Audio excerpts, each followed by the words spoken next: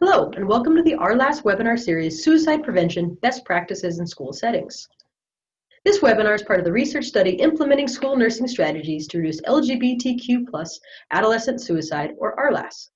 The study is funded by the Eunice Kennedy Shriver National Institute of Child Health and Human Development. First, let me introduce myself. My name is Jen Jefferson, and I'm the founder of Prevention at Play. My areas of specialty include gender and sexuality, bullying, suicide prevention, team building, grant writing, and curriculum development. I'm also a provider of experiential activities, trainings, and workshops tailored to youth, educators, school administrators, and staff, as well as LGBTQ+ populations. In this webinar, we hope you'll walk away with a better understanding of best practices for suicide prevention in the school settings. You should be able to name the warning signs of suicide, understand the relationship between LGBTQ+ youth, unique risk factors, and suicide, identify best practices and protocols for suicide prevention and intervention in school settings, and list suicide prevention and intervention referral resources for LGBTQ+ youth. Let's start with getting a picture of what suicide looks like in our country. So nationally, there's around 44,000 deaths annually. In New Mexico, that translates to about 500 deaths in our state. We break that down nationally, that's 121 per day. One person dies every 11.9 minutes, and one person attempts every 29 seconds. Nationally, the rate is 13.8 per 100,000, and in New Mexico, that rate is higher at 24 per 100,000, making New Mexico the fourth highest in the nation. Nationally, suicide ranks 10th as the cause of death, and homicide ranks 16th. Suicide is also the second leading cause of death in youth ages 10 to 24. So if we look at suicide overall as a public health issue, we can break it down into three different tiers. If we look at primary, secondary, and tertiary, so primary is that early prevention. That's where you increase positive relationships, you create safer spaces, and you reduce stigma. A big part of this RLAS project is really just making the overall environment for LGBTQ+ youth, as well as all youth, healthier, strengthen relationships, just make it a more welcoming and inclusive place. So a lot of what's happening in the RLAS project really addresses the primary prevention strategy. The secondary strategy is prevention and early intervention to reduce the likelihood of high-risk persons. And so that's really helping folks recognize the warning signs and then implement some of those intervention strategies. The third tier of suicide prevention is a tertiary prevention, which is almost like a postvention strategy. And those are interventions following an attempted suicide, ideally to reduce the likelihood of subsequent injury to that individual as well as the rest of the young folks in school. So first, let's start with a little bit about some of the suicide myths and facts. So I think one of the main myths that's out there that many folks hold is that if we ask someone about suicide, it might plant that idea in their head. And that is one of the most important myths to dispel, that never just by asking someone, are you feeling suicidal? Do you think you might kill yourself? It never gives them that idea. It's one of those things that they're already thinking or they're not. And by us asking, we're not giving them as a brand new idea that now they're going to consider. So when in doubt, absolutely always ask. Another myth is that if we ask someone about suicide, it might make them angry and more likely to attempt. And what we actually know is that, well, some folks may be angry, especially if we find that they are feeling suicidal, and then we refer them to resources. If their parents get involved, if a young person finds out and shares it with a caring adult, that person might be angry. It, however, does not make them more likely to attempt. In fact, most of the time when folks are exhibiting some of the warning signs and we recognize these and we take the time to ask, it's often felt with relief. Most people who are feeling suicidal, it's not that they necessarily want to die, it's that they're just feeling so overwhelmed that killing themselves feels like the only option that's going to work. They often feel like they've tried everything else, they're completely out of options, and to them in that moment, that feels like the only thing that's going to work. So once they receive that help, it takes some of that burden of trying to figure out how to solve whatever is going on and feeling how they're feeling. It takes some of that burden off. Young folks worry about this a lot when sharing what their friends may be feeling. And so one thing that I say to youth when I'm working with youth is that a mad friend is definitely better than a dead friend. So always ask. Another myth is that those who talk about suicide don't actually do it. And what we know is that most people actually do in some way give indications. They directly talk about it, they indirectly talk about it. Their behavior changes, that they're trying to show folks around them that they're struggling. So in most cases, folks do give increasing amounts of hints as it approaches when they are considering making that attempt. This isn't true for everyone. We don't always catch the warning signs, or they're so incredibly subtle that we can't really recognize them till later, but most people do actually talk about suicide before they attempt.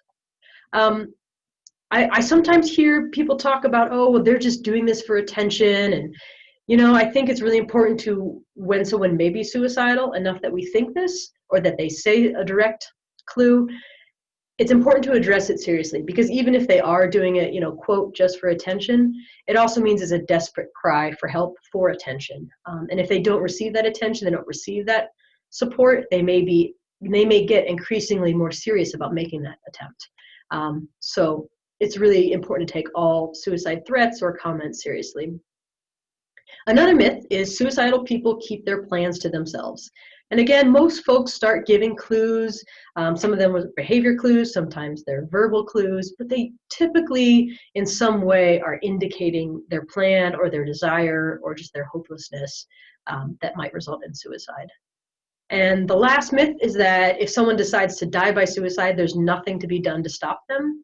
And what we know is that in most cases, a lot of our intervention efforts actually do work, get someone out of that suicide crisis, get them the support and help, professional help that they need, and that can often put them on a completely different trajectory to really having the support they need to be more successful, to deal with what's going on in their life. So in many, many cases, our interventions will absolutely prevent their attempt of suicide. So let's dive in a little bit, or actually quite a bit, to the risk factors around suicide. So again, all these risk factors, it doesn't mean any individual one of these automatically makes someone at risk and they are going to attempt suicide, but it's just the trends and the things that the research shows that young people who are experiencing these risk factors are more likely to be on that path to attempt suicide. So our youth, and again, this applies, I'm going to focus on youth. This applies to adults as well, of course. But for the purposes of this webinar and in the school setting, I'm really going to focus on youth. But do know it does apply completely to adults. So one is a lack of coping and problem-solving skills. If young folks are feeling this kind of onset of all these problems, all these things they're trying to juggle in their life, if they don't have the coping skills to deal with that and to solve the problems they are having, it often can feel overwhelming and unsurmountable. Anyone who has attempted suicide before or had serious suicidal ideation or behavior is also more at risk. Our youth who are struggling with gender identity and or sexuality are more at risk. And again, that doesn't mean that every youth out there who identifies as LGBTQ+ is considering suicide. It is not a pathology. It is often what they're feeling and discrimination stigma they face, that if they are struggling with gender identity and or sexuality, that this can increase their risk factor for suicide. And especially if any of our young folks are experiencing any sort of negative therapy, conversion therapy, that puts them at very much heightened risk for suicide. Our youth are also very at risk if they have low family or social support. They don't have a strong circle of supportive, non-judgmental friends or family. That makes them at a much higher risk. If they're not connected to the school, if they're not feeling like at school they have the support they need to be successful, that puts them more at risk. And then there's certain stress factors, situational stress factors, such as unwanted pregnancy, interpersonal loss or conflict, being rejected from someone, their family being in crisis, and then sometimes our young folks who are youth of color, that minority stress coupled with some of these other risk factors puts them at a higher risk. Physical and sexual abuse definitely puts youth more at risk. If they have the availability and access of means to attempt suicide, if they have access to firearms, if they have access to pills they can overdose on, that makes them much more of a risk factor. And youth who often struggle with feelings of worthlessness, anger, anxiety, hopelessness, helplessness, all of these struggles and feelings put youth more at risk. And psychiatric behavioral disorders such as major depression, anxiety, bipolar, disruptive behavior, and impulse control are another one. We know that 90% of folks who die by suicide had a diagnosed mental health disorder. Substance abuse puts folks more at risk. Multiple co-occurring health-threatening problem behaviors puts them more at risk. If they've had someone in their family who's died by suicide, that definitely puts them more at risk. And then there's the factor that we call the contagion factor. And it's kind of like the word contagious. Suicide is definitely not contagious. However, we often see that there can be a cluster of suicides especially in a small, tight-knit community, that one person, especially a young person, dies by suicide, then sometimes we see a cluster effect of other young folks dying by suicide. Now, this isn't because it planted the idea in their head. This is more, and the media can really play into this too, whether it's a real account of suicide or even a fictional account, that it kind of accelerates that thought that they're already feeling as a real possibility and makes it more likely. So the contagion effect is definitely also a risk factor, which means anytime we have a serious attempt or a completed suicide in our community, it's really important to pay attention to the other youth around them to try to protect them against this risk factor of the contagion effect. Certain populations of our young folks are at increased risk in general. And again, this isn't a pathology, this isn't biology. This is the factors that surround them, the environment they're in, the discrimination, harassment that they face.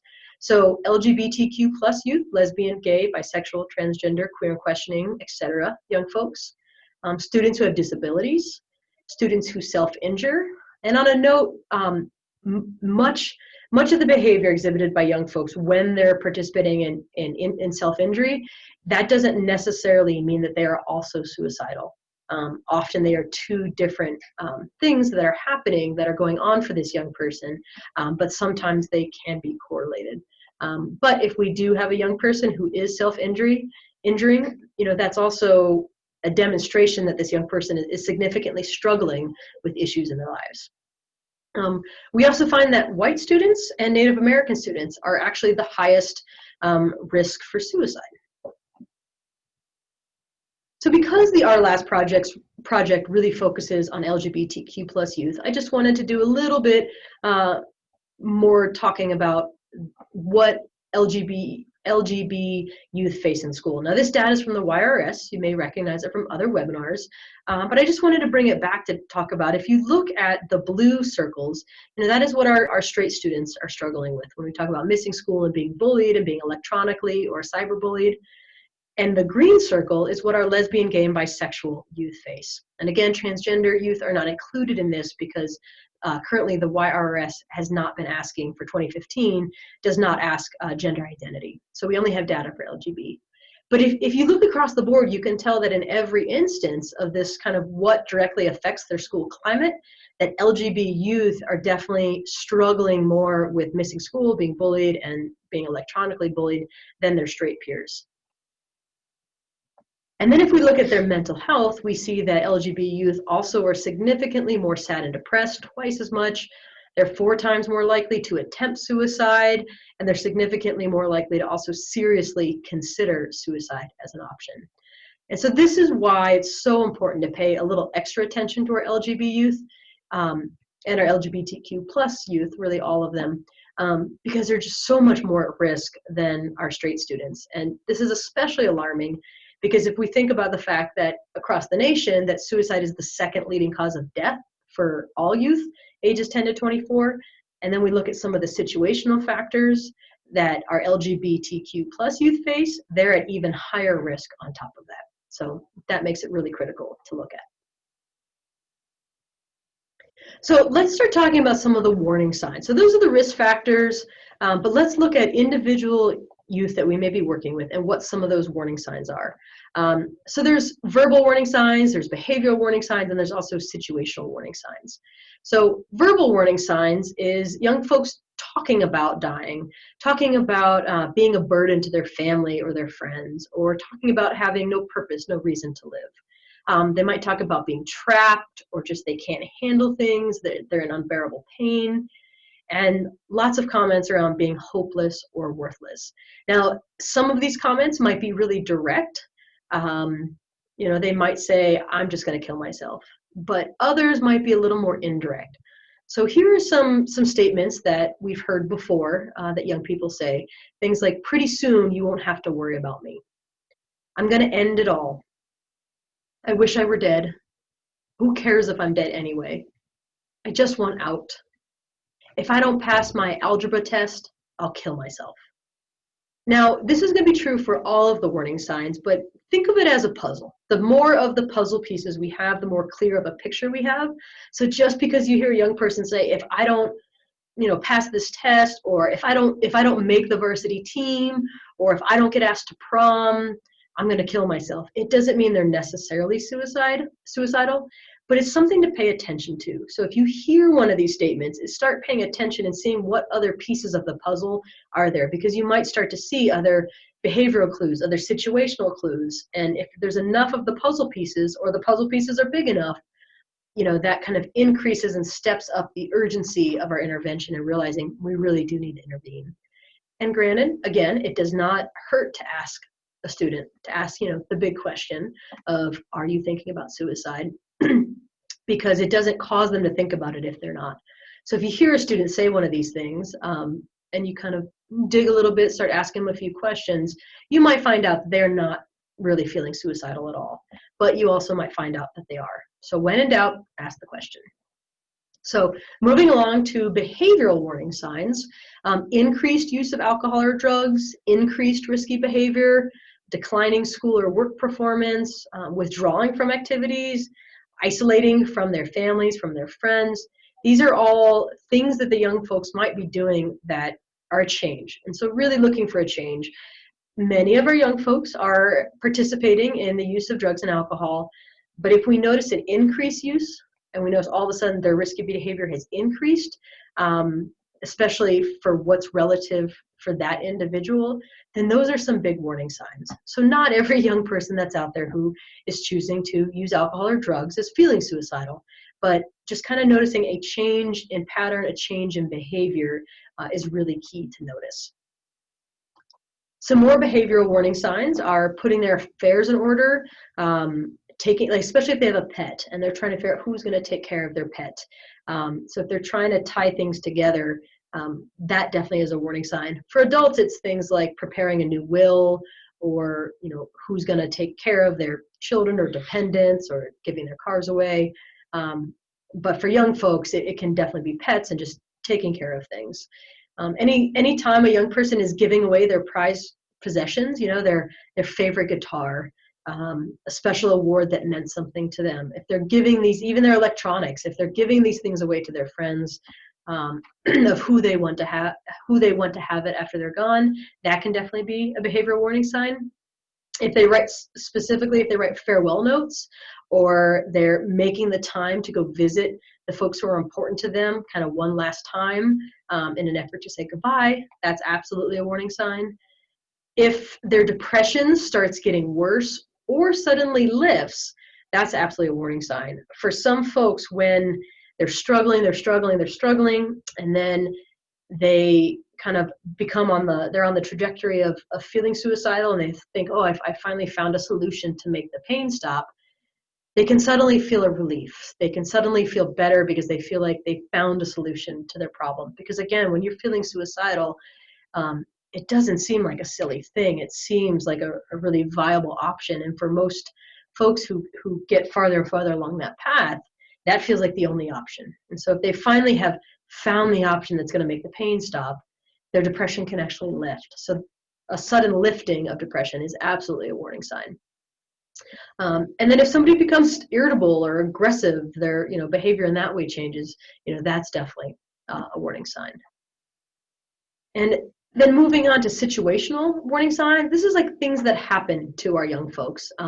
So if they're expelled from school, if they have family problems or are alienated from their families. And this is unfortunately something that our LGBTQ plus youth, the fear of this and then the reality of this for many of our youth is huge. And for LGBTQ plus young folks, when they're rejected from their family, especially if it's significant rejection, they're 8.4 times more likely to engage in increased drug and alcohol use, risky behavior, suicidal ideation.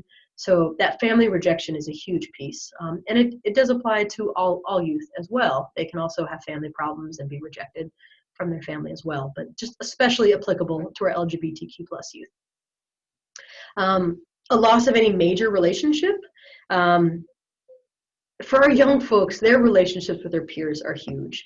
And so if they lose that relationship, whether it's a significant other, whether it's a best friend, it can hugely impact their life, because oftentimes the relationship with their peers is kind of their whole world.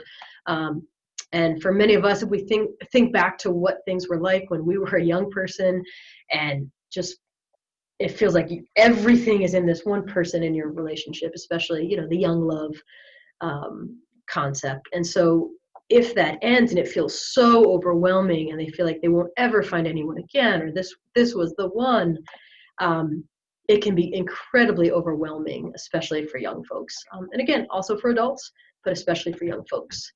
A sudden loss of freedom or fear of punishment, and this could be from, you know, getting in trouble at school and, you know, being expelled or suspended, getting in trouble with the law, and, you know, either having an ankle bracelet or being restricted, having a restricted movement, even going to a detention facility, even a family restricting the freedom of their young person, you know, especially if they're being rejected by their family and they don't like that this young person identifies as LGBTQ plus. And the family, the parents or guardians start restricting their ability to go out and make those connections with the support they do have, that can absolutely increase their risk. If something happened that makes them feel incredibly embarrassed or humiliated in front of their peers, that again is a huge one. Being a victim of abuse, assault, or bullying is big. We're talking sexual assault, physical assault, any type of interpersonal violence. And, you know, again, just because someone is a victim of these or is a victim of bullying, that doesn't mean that every young person out there who's bullied is going to become suicidal. However, it can be one contributing factor that if they've got other things going on, and on top of that, they're constantly berated and scared and bullied, it just kind of adds to this cloud of feeling overwhelmed and out of options. And then last, a death of a family member, friend or family member, and this can be just someone important to them who dies. Of natural causes or tragic causes, you know, a car accident that's sudden or illness that is sudden, but especially if it's a friend or family member that dies by suicide, then that can really affect a young person at a very increased level. So those are a lot of warning signs, but there's a little mnemonic device here called Is Path Warm? And this comes from the American Association of Suicidology. And it's a mnemonic kind of acronym, and it walks you through. So ideation, right? They're thinking about suicide a lot, or they're talking about it, they're threatening that they will, or they're kind of preoccupied with it. Substance abuse, so increased use. Purposelessness, not having a sense of hope, not feeling a reason for living. Anxiety, having a lot of anxiety, not sleeping well can really contribute. Being trapped, feeling hopeless, withdrawing from friends and family and support networks, feeling anger, especially uncontrolled, like bursts of anger or rage, revenge, if they're really preoccupied with revenge-seeking behavior, that's another thing. Recklessness, right, risky behavior, and then mood changes. So if their mood has drastically changed from how you knew this young person to be. So I know there's a lot of information on all those other slides that go into more detail, but if there's anything to remember, it's just, is path warm? So if someone is having suicidal thoughts and they have a detailed plan, that means they're at high risk. And if you add in, if they have means, you know, if they have access to a way to complete suicide, that means they're at an even higher risk, which is why all of the campaigns and projects that are reducing access to firearms and prescription pills are also so critical. So the suicidal thoughts plus the detailed plan is high risk. And then if you add in the means, then they're at incredibly high risk. Pausing a moment to talk about the no suicide contracts, they can be very helpful, but they can also not be helpful. So, which I know is somewhat vague, but there isn't any scientific evidence that show that the no suicide contracts definitely work. And what I mean by no suicide contracts is if I have a young person in front of me and I try to get them to make a commitment, make a contract that they will not attempt suicide, that they'll call me first, it might work. So the times it can work is that if I have a strong therapeutic alliance with this young person, they know I care about them, they feel I care about them. Sometimes making these, contracts or commitments shows that I really do care and I'm trying to help support them. Other times it can make them feel alienated or feel like I'm not supporting them. So, really use your best judgment, whether if that is something that is going to be and if it's a protocol in your school or not, is that going to be effective? And it's going to vary from young person to young person, but there isn't any scientific evidence that proves that they definitely work. What we do know works is having some overall protective factors in place. So one of them is just young folks who are resilient, right? And promoting that resilience, being strength-based with all of the young people that we interact with is a protective factor. Youth who have high self-efficacy, feeling like they can do it, even if they feel challenged, they feel like they can get through it, right? They have hope and belief in themselves. That serves as a protective factor. The strong problem solving and coping skills, it helps keep things feel manageable versus overwhelming and completely out of control. Having things that they feel good about doing, like if they're contributing to the community, they're contributing to a betterment of society, contributing to a betterment of themselves, that sense of purpose and hope and connectedness can really be a protective factor. Being connected to their family and other social supports, having that connectedness is a protective factor. And for some young people, religion in general, it kind of falls under the social support and connectedness.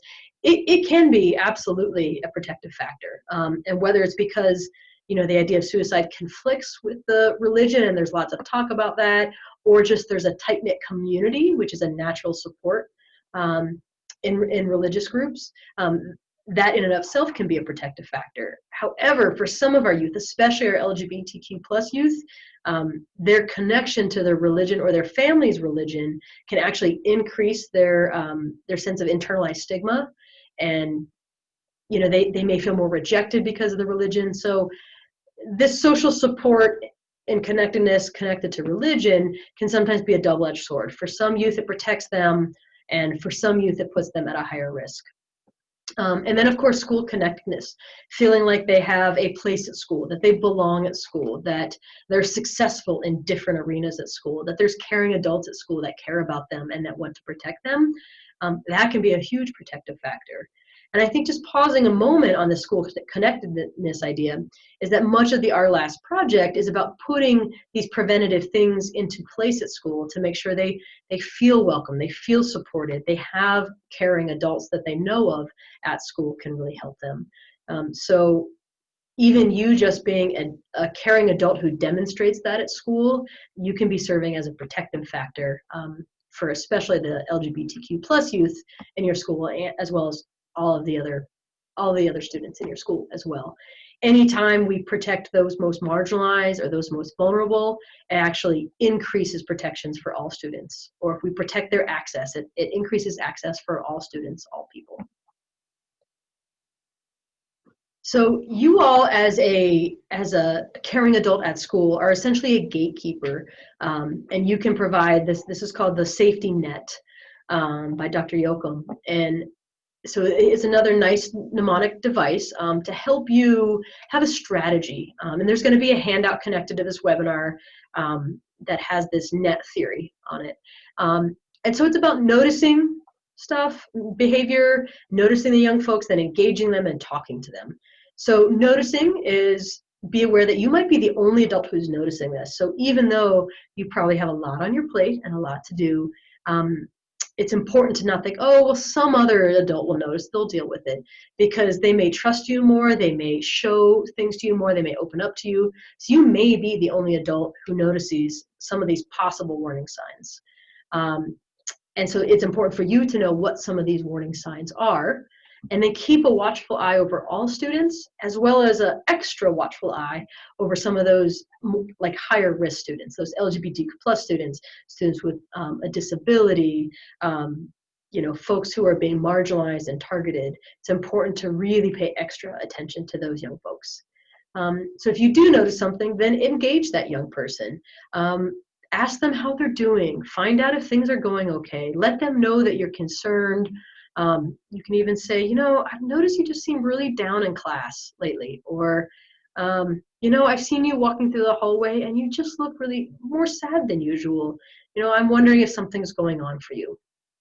And if you notice some of these things, and you start noticing some of the warning signs, or as you talk to them, they start sharing them, persuade them to meet with either an in-school mental health professional or refer them to an outside community resource of mental health professional. So really engage them to get support. And that kind of flows into the talk. And so sometimes we're going to need to convince the young folks that we work with that they do need further help. They may be scared, it may be overwhelming, they may not want to get in trouble by their parents for thinking these things, but it's really critical to persuade them to continue to talk to someone further. And that the connection between the student and that mental health professional you refer them to is critical. And so we don't just want to give them a card and say, hey, I think you should go call this number. I think you should go here and try to get an appointment. We want to try to do a handoff. We want to try to maybe personally escort them there, or introduce them, make that connection, bring the professional to the student. So some way really ensure that there's that linkage that is followed through on and that actually happens. So this is kind of starting to get us into some of the best practices. So if we look at the best practices within a school, and we've boiled this down. This is only an hour-long webinar, so there's going to be lots of handouts that go with this to dig in deeper. But this is kind of just a broad brush of some of the best practices. So staff training, really important that staff have training on this. Students should have education. If you think about a lifeguard watching a pool, there's a big public pool, there's a bunch of kids swimming around in it, playing around, can't always tell what's happening. You've got one, maybe two lifeguards sitting up high trying to watch all the students and do all the things the lifeguards are supposed to do. But within the pool, the people closest to that student are the other students. They're all swimming around. And suicide can be much like drowning, in that when someone drowns, they don't actually make big movements, and often they just are quietly bobbing under the water and coming back up. And so it's more of a subtle sign that they're not doing okay. And suicide can be that same way, that there's these more subtle signs. And you as adults in the school, maybe the lifeguard's up here watching all these students and may not see what's going on. But if the young folks around them are noticing this bobbing and they realize that there's some warning signs here, then they may be the closest person to them to help get attention of the lifeguard, i.e. you, or other adults in the schools. So I like to think of the educating the students as like making sure all the swimmers in the pool recognize the warning signs. Having a screening tool so that once you kind of identify someone as further at risk, something to help walk you through exploring if they are at risk. And we'll go over that. Protocols, those policies and protocols, how do we handle this within the school? So important to be clear, so that we're not trying to figure that out in the moment when we have a potentially suicidal student in front of us, that we generally know what those protocols are, as well as having safety plans for those students. So let's start with staff training. So having all staff in the school have an awareness of the risk factors for suicide, also the warning signs are critical, and then also knowing what the protective factors are. I think more and more right now, a focus on having a strength-based approach is really supportive to building resiliency and building those protective factors. Also just being aware that that's one of the reasons why GSA clubs, or Genders and Sexuality Alliance clubs, or Gay Straight Alliance clubs, that those GSA clubs are so critical. That's why Safe Zones programs are so critical, because they serve as a natural protective factor. Having a clear definition of the roles of school staff so that they take all threats seriously, that they know to stay with the student, that they know who are the appropriate staff to notify, and they know that they do need to notify the parents. And then the staff responsibilities when responding to a student who is presenting with warning signs, like, well, what do I do with that student? What do I do if I know of a suicide attempt, or there's an attempt on campus, or an attempt that we're connected to? And then what do I do when there's a completed suicide? So just knowing kind of the roles and responsibilities in addition to just the knowledge overall as staff is really critical. And granted, different staff will have different roles based on their position within the school, but it's important for all staff to kind of know their role and the other roles. So that's really critical. So here we are back in the pool with our little swimmers. So important to have those prevention programs like I talked about. All the other swimmers will notice, the bobbing. And important factors on prevention are suicide prevention, bullying, and substance abuse, because they're all very tightly connected. So having these prevention programs in schools are critical. Having those students be able to recognize the warning signs of their friends is also for their own selves. Peer helper programs, natural helper programs often focus a lot on suicide. Those can be really effective. Helping young folks recognize the importance of reporting to an adult. Many of our young folks are hesitant to pull in adults for some very real reasons. Many of them are perceived, but some of them are real. They don't always know who they can trust. They might have had bad experiences with adults. They don't want to get in trouble. They don't want to get their friend in trouble. So the more that we can encourage them to bring us adults in, the more likely they're going to see the importance in this situation. And that's why when I work with the young folks, like I mentioned before, I say, I know you're worried your friend might be mad, but it's important to tell me, because a mad friend is much better than a dead friend. And then overall reducing the stigma of mental health issues. And this can go from, curbing some of the jokes that are made, some of the comments that are made, but really just trying to overall reduce that stigma of mental health in our young people and in our schools. So moving along to screening. So screening really helps us identify who's at risk, and then really identify how severely they are at risk. Whether it's, they present to us with a warning sign, we hear something from another student. A screening tool can really help us assess the situation and find out how at risk this young person is. So there's several or many suicide risk assessment tools out there. One of them is the Columbia Suicide Severity Rating Scale and Risk Assessment. I'm going to actually dive into that one a little bit in a second. But some other ones are the PHQ-2 and the PHQ-9, and SAMHSA also has further recommendations. So you might recognize some of these here. But I'm going to take a moment to dive into the Columbia scale a little deeper. This is the one that in New Mexico, our Department of Health, Office of School and Adolescent Health recommends the most. And here's some of the reasons why. One, it's free. It's very user-friendly, and it can be applied to both clinical and non-clinical staff, which is really helpful to have the same tool for both folks who have clinical training and those folks who don't. And it also has a triage scale connected to it. Online, you can get free training and free resources connected to the tool, which is really helpful. And the research has shown that it's both reliable and sensitive. So here is sort of a closer look at the scale. I just took a little screenshot of it. I know it's probably very small, but it's just to give you an idea of sort of what it looks like, and that there's check boxes. It talks about the past 3 months, lifetime. It's got different categories, and it helps you kind of explore just what's going on for that young person.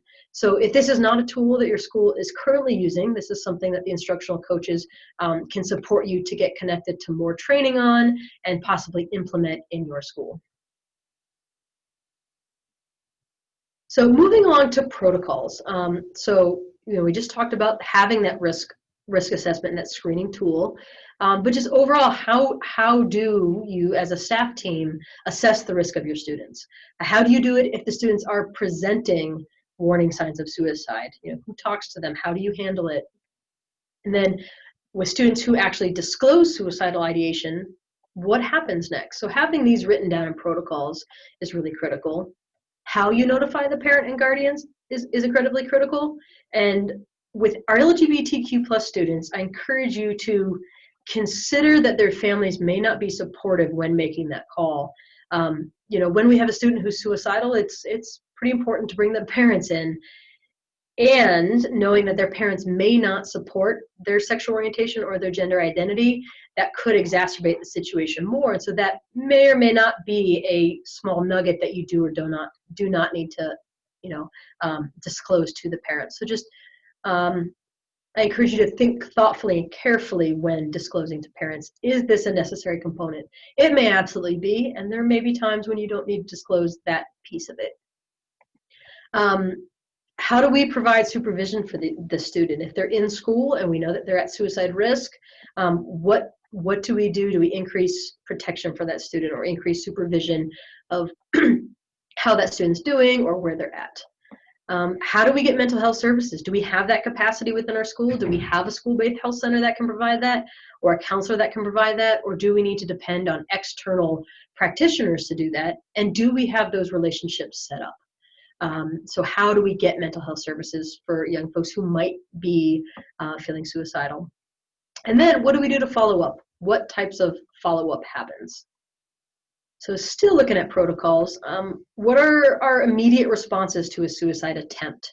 And then if a student attempts, they get the support and help they need, what is the process like coming back into school? Is it necessary for staff to know? Does the student want other staff to know to support them? Or does the student want this kept confidential? So what is that re-entry process like? And from what we hear from school staff, especially school nurses and school counselors, is this is one of the most complicated, difficult to navigate things is when we're bringing a student back into school. How do we do that in a way that supports that student, protects that student, and is successful overall? If we look at if there was a completed suicide, what are the components of a suicide postvention? So, excuse me. If there is a completion, how do we handle that? Again, I've referenced the contagion factor earlier, as well as just the grief that folks will feel, often guilt and shame and anger. So what kind of support do we provide to the other students who are directly affected by this? And this can be youth and students who were that young person's friend, but it can also just be, the rest of the students in the school can be affected by this. How do we take care of our staff team as well as the crisis team and have self-care for them? And then how do we just debrief the incident overall? So just kind of all the things that go along with if there's a completed suicide in our school community, how do we manage that? And then the last protocol is just that referral, resource linkage, and follow-up. Having those relationships in place. How do we follow up? How do we make sure the student's getting the help they need? Those are all critical components to protocols in schools. So that kind of summarizes the main recommendations for protocols that are best practices in schools. And I want to touch right now on safety planning. And so whether a student is suspected of feeling suicidal, possibly suicidal, or perhaps they're re-entering, having a safety plan for that student can be really effective. Having them have self-awareness on what their own warning signs might be, and having that awareness of how they're feeling and what's going on for them is really helpful for that young person. Having them identify, what are my coping strategies? If I feel this way, what am I going to do? And the coping strategy is going to be different for every young person, but having them identify what helps them feel calm and centered. It could be meditation, it could be exercising, it could be going for a walk, it could be listening to music, it could be connecting to animals and pets, it could be finding a friend they care about, talking to a caring adult. And there's many different ways that the young person can cope on their own, as well as look outside of themselves for support to cope. Finding out where the young person's social supports are, both the youth and the adults in their lives that support them, that if they're starting to feel overwhelmed again, where can they get that social support? What type of environmental safety things need to be set into place? You know, definitely in a family, if they're feeling suicidal, if that family has firearms in the house, do they have them locked up and inaccessible? Are there access to other means, and can we restrict or eliminate that access?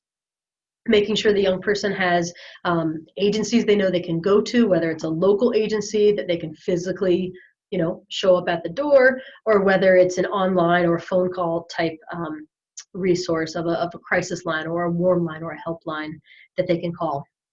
And then what type of supports that are within their family do they have? So what are their parents supportive? Can they talk to their parents? Can they talk to other family members that support them? And then what kind of communication is helpful? What kind of communication is expected? Both ways, from the student to the parents to the student, when appropriate, information being passed to the school, just what does that look like?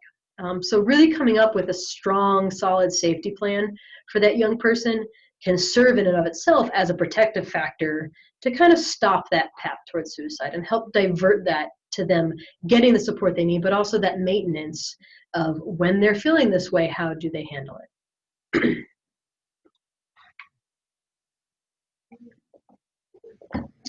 These are some of the referral resources that young folks can call. And some of these adults can call also. I think the Trevor Project is actually the only one that is youth specific, and that's for youth under the age of 24. And I think they typically focus on 13 to 24. And so all of these agencies are, we used to call them hotlines. They've shifted that language to be warm lines or helplines. And one thing to emphasize with these, and again, this is also a handout that's part of multiple webinars that you can actually print out and put up on your wall so that young folks can see this as well, and you can pass it off and hand it to young folks. But all of these places, young folks, they don't have to wait until they're in suicide crisis to call.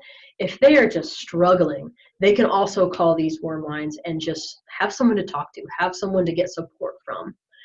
So the Trevor Project in your upper left, that it focuses on LGBTQ plus young folks, ages 13 to 24. And they have all kinds of support structures in place. So in addition to calling, you can also go online and you can chat with a professional or someone who is trained at least. You can chat, you know, instant message chat with them. But they also have some other youth-friendly places where young folks can feel less of a sense of isolation.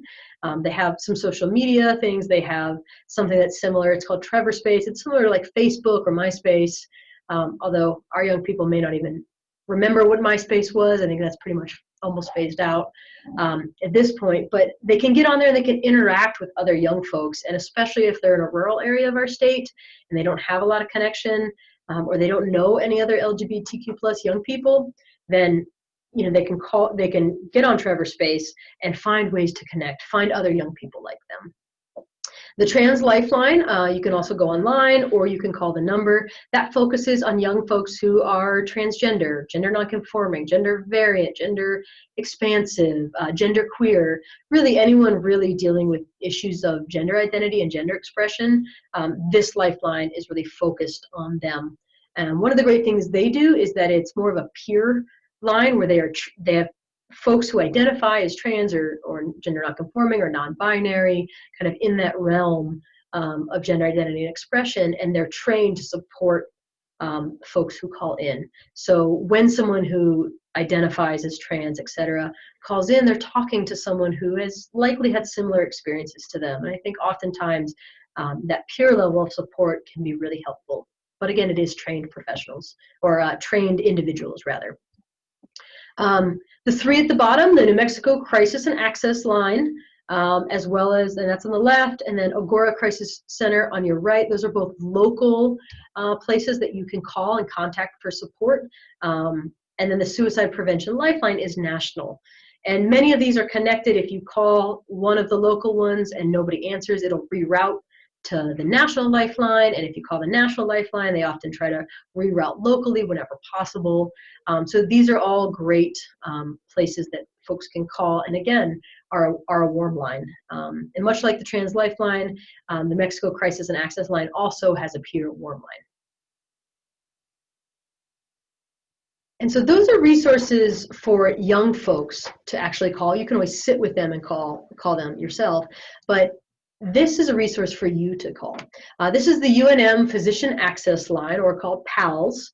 And as school health professionals, if you have concerns about a student, you have need some consultation, you need some support to work with the suicidal student, this is a great line to call.